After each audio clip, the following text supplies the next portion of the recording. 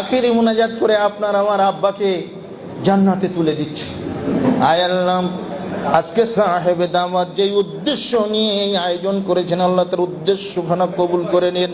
আয় আল্লাহ, বিশেষ করে তোর পিতামাতা গহীন কবরের তলদেশে শুয়ে গেছে, আল্লাহ তাদের মাগফিরাত নসিব করে দিয়ে তাদের মাথায় নূরের তাজ পরিয়ে জান্নাত কুসুম কাননে পৌঁছে দিন।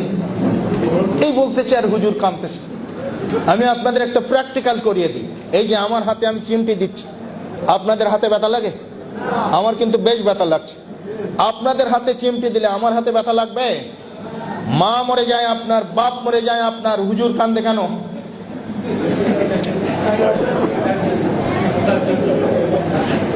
কান্নার কিছু রহস্য রয়েছে। এই সমস্ত বেড়াজাল থেকে আমাদের বেরিয়ে আসতে হবে। আর বেরিয়ে আসতে হলে চাই সঠিক দ্বীনি শিক্ষা। ইন্নামা ইয়াখশাল্লাহা মিন ইবাদিল উলামা। সূরা ফাতিরের এই 28 নম্বর আয়াত দিয়ে শুরু করেছিলাম। আল্লাহ রাব্বুল আলামিন বলছেন, নিশ্চয়ই যারা আলেম, নিশ্চয়ই যারা জ্ঞানী, তারাই আল্লাহ রাব্বুল আলামিনকে ভয় করে। আসুন আমরা সঠিকভাবে শরিয়াতের ইলম অন্বেষণ করি। ইলম শেখার কোনো বয়স নাই। শুধু বাচ্চারা শিখবে, বাচ্চার বাপেরা মায়েরা শিখবে না এমনটি নয়। সবাই সম্মিলিতভাবে দ্বীনের জ্ঞান, দ্বীনের ইলম আহরণ করতে হবে।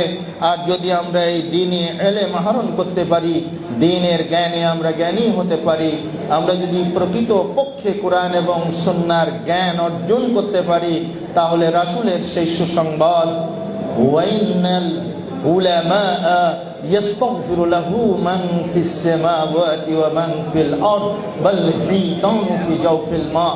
আকাশ ও পৃথিবীতে যা কিছু আছে, বিশাল জলরাশির ভিতরে যে মৎস্যরাজি রয়েছে, দিগন্ত বিস্তৃত অতল স্পর্শী সমুদ্রে যে অসংখ্য মৎস্যরাজি রয়েছে, তারাও পর্যন্ত আল্লাহ রাব্বুল আলামিনের কাছে আলেমদের জন্য ক্ষমা ভিক্ষা করে, আলেমদের জন্য ইস্তিগফার করে, আলেমদের জন্য ক্ষমা প্রার্থনা করে। আল্লাহ রাব্বুল আলামিন আমাদের সকলকে দ্বীনি ইলম, প্রকৃত সঠিক দ্বীনি ইলম অন্বেষণ করার তৌফিক দান করুন। আমিন।